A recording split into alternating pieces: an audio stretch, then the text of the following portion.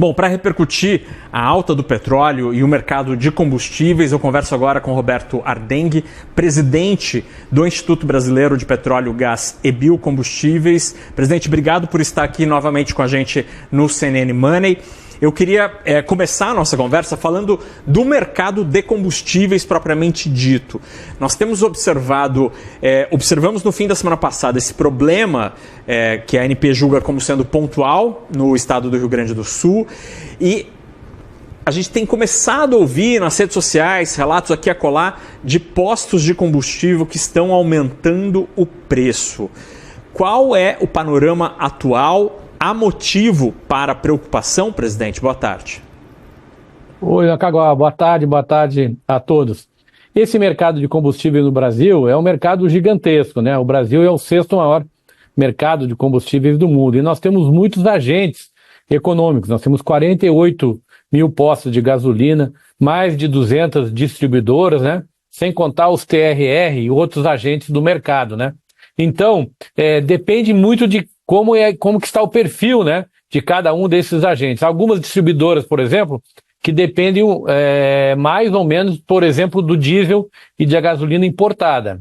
E a gente já identificou alguma pressão de preço, especialmente do produto que vem importado. Cerca de 25% do mercado de diesel vem do exterior, né, e cerca de 10%, um pouquinho mais, talvez, da gasolina. Então, a gente pode ter situações pontuais, né, onde isso esteja sendo transmitido ao posto de gasolina. Você mostrou aí, inclusive, a diferença de preço em algumas cidades, né? Mas o que eu posso garantir é que pelo menos o mercado está abastecido, não há falta de produto. O que há são situações pontuais que a gente tem que analisar. Nós trabalhamos, inclusive, no final de semana nesse assunto, junto com a ANP, né? E não há, por exemplo, no caso do Rio Grande do Sul, falta de produto, o mercado está totalmente abastecido. Presidente, a gente pode estar diante de uma situação em que, eventualmente, distribuidoras que têm o combustível em seus tanques estejam segurando a venda deste combustível à espera de um eventual aumento mais generalizado no mercado?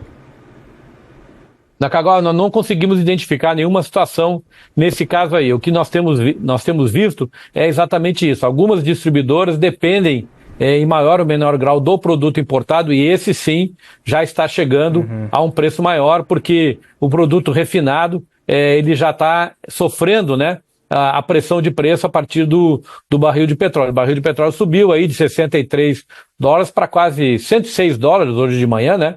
E isso evidentemente que vai afetando a cadeia dos combustíveis como um todo, né? Então, talvez seja esses movimentos que a gente esteja identificando aí em alguns lugares pontuais no Brasil. Perfeito. E, presidente, se eu tivesse uma importadora de combustíveis, a Narca Combustíveis ali, eu pago o preço quando eu fecho o pedido ou quando o combustível de fato é desembarcado em um porto brasileiro?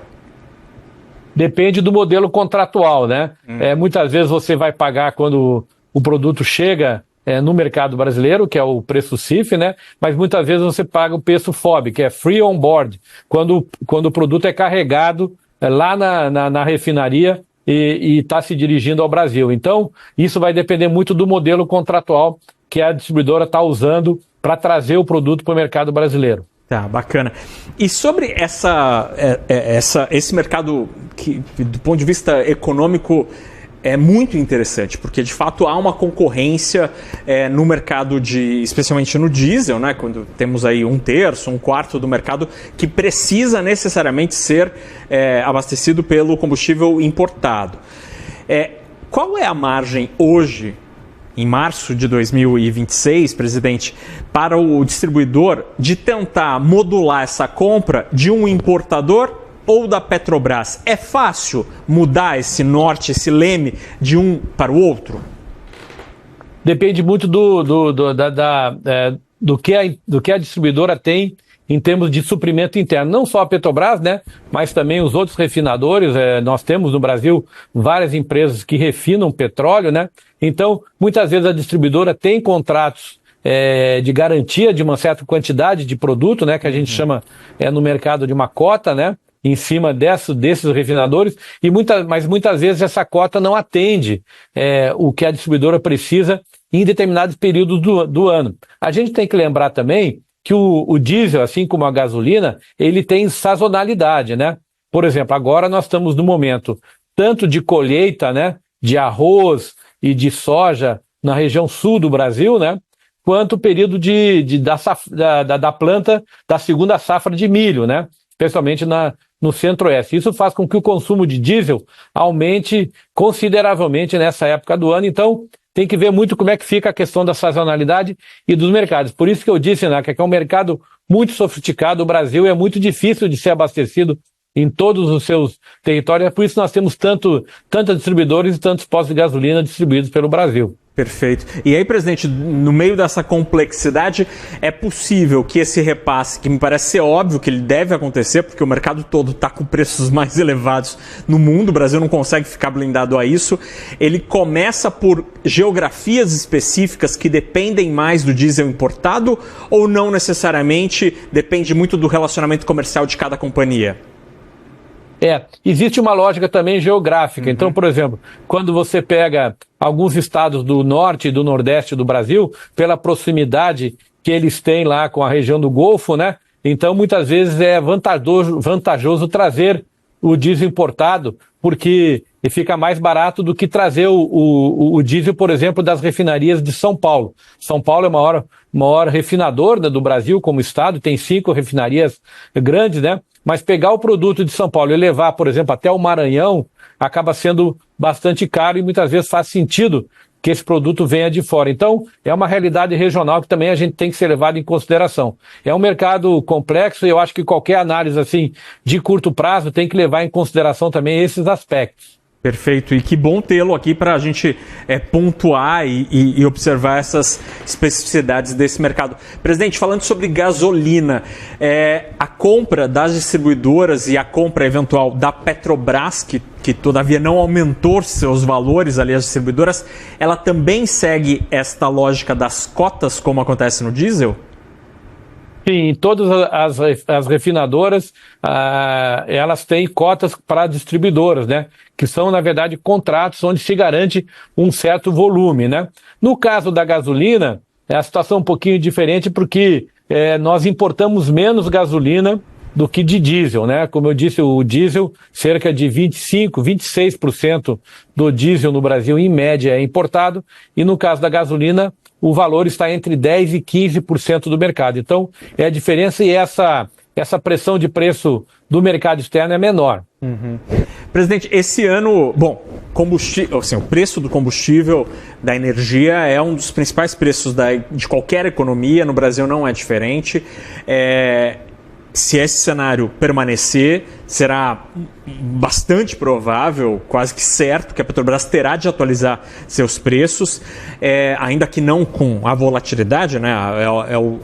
O discurso da direção da Petrobras, que não repassa volatilidade, só o sobe e desce de fato que é estrutural, mas se a gente continuar com o petróleo próximo a 100, 90, vai ter que ser ajustado alguma coisa. Estamos em um ano eleitoral. O senhor teme, a indústria de óleo e gás teme algum tipo de ação política que poderia tentar minimizar este repasse que, do ponto de vista externo, parece cada vez mais próximo? O que a gente pode falar sobre isso é que cada empresa pratica, né, uma política comercial específica, tendo em vista o seu perfil de empresa e a maneira como ela consegue vender os seus produtos, né? O que há hoje realmente no mercado é um grande índice de insegurança, né? O Thiago da Firjan estava falando antes na matéria anterior, né? Mencionando que o mercado não gosta, né, Naka, de pouca informação. E o que a gente tem hoje é pouquíssima informação. Quanto tempo vai durar esse conflito? De que maneira o Estreito de Hormuz vai ou não conseguir escoar esse produto? Terá algumas alternativas? Por exemplo, hoje eu vi uma notícia que a Arábia Saudita estava oferecendo hoje produto num porto lá do Egito, né? Então eles estão conseguindo, em vez de usar o Estreito de Hormuz, levar produto até o Egito, provavelmente por um oleoduto, e oferecer num navio com aquela logística lá do Egito. Então, isso também são elementos que têm que ser levados em consideração quando a gente olha o mercado como um todo. O que o mercado não gosta é de insegurança de informação. E como hoje há muita insegurança de informação, o preço dá esse pulo, deu um pulo hoje de manhã, como você disse, chegou a 120 dólares o barril, mas agora também já retrocedeu, tendo em vista que as informações também já foram melhoradas. Então a gente vai ver esses movimentos de especulação e de volatilidade muito grandes aí nos próximos dias, né? Eu conversei com o Roberto Ardenghy, presidente do Instituto Brasileiro de Petróleo, Gás e Biocombustíveis. Presidente, muitíssimo obrigado pela disponibilidade de conversar com a gente e de fazer análise, mesmo diante de tantas questões aqui, né, de tantas dúvidas, como o senhor mencionou, só mesmo com a previsibilidade que a gente conseguiria ter uma percepção mais precisa de fato, mas foi muito bom tê-lo aqui para a gente entender onde estamos pisando. Obrigado de verdade pela conversa, uma ótima semana ao senhor. Obrigado, boa tarde a todos. Tchau, tchau.